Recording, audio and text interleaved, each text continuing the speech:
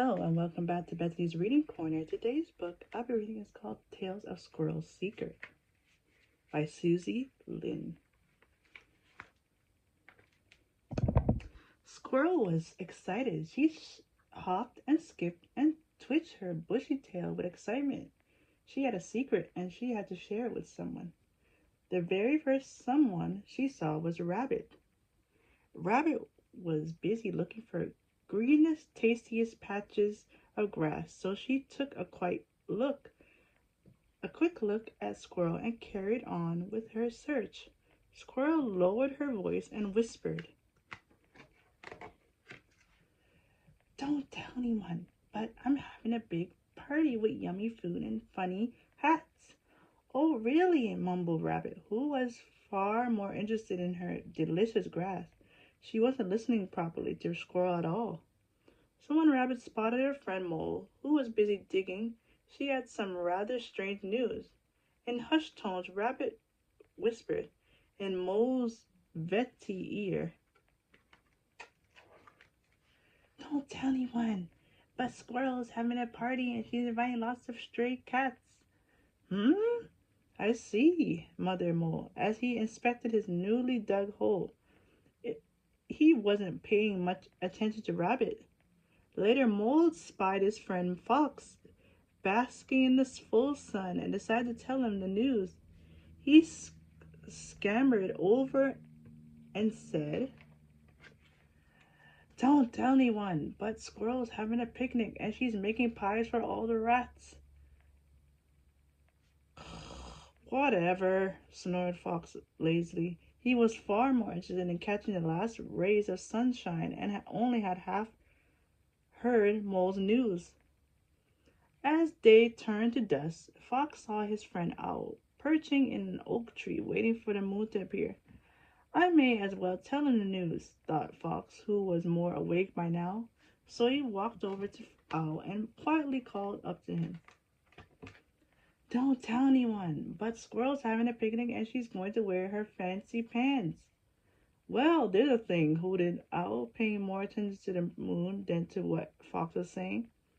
Later, as dawn was breaking, Owl spotted his friend Deer.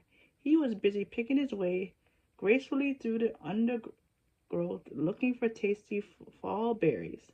"Come on, Deer," called Owl softly, and as Deer half turned to him, he lowered his voice and said, "Don't tell anyone, but Squirrel has a pink stick to tap with when she learns to dance." Deer stopped for a second and looked up in surprise. Then he turned back to a particular juicy crop of blackberries. He hadn't quite caught everything that Owl had said. That afternoon, Deer bumped into his friend Mouse, who was scurrying around in the leaves. He was very busy eating the berries that Deer had dropped. "Owl told me the strangest thing," Deer muttered. "Don't tell anyone, but Squirrel's wearing lipstick and she's going to eat with all her aunts." Mouse was very hungry indeed, and he certainly wasn't in the mood for paying much attention to woodland chit-chat. But when Mouse heard his friend Woodpecker rat-a-tat-tatting on an old oak tree, he thought he had better pass on the news. "If you can spare a minute," he shouted, to make himself heard above Woodpecker's noise. Woodpecker looked down, and Mouse continued to the top of his little voice. "Don't tell anyone, but Squirrel is buying a boat ticket to sail the sea to sunny France." But Woodpecker hadn't entirely stopped rat-a-tat-tatting, so the message he thought he heard was quite different. "What, really? Squirrel's won a prize, a lucky chance?" explained Woodpecker loudly. "Squirrel has been busy minding her own business. When she heard Woodpecker's news, she jumped up." "Stop! Listen! You got it wrong!" she called in frustration.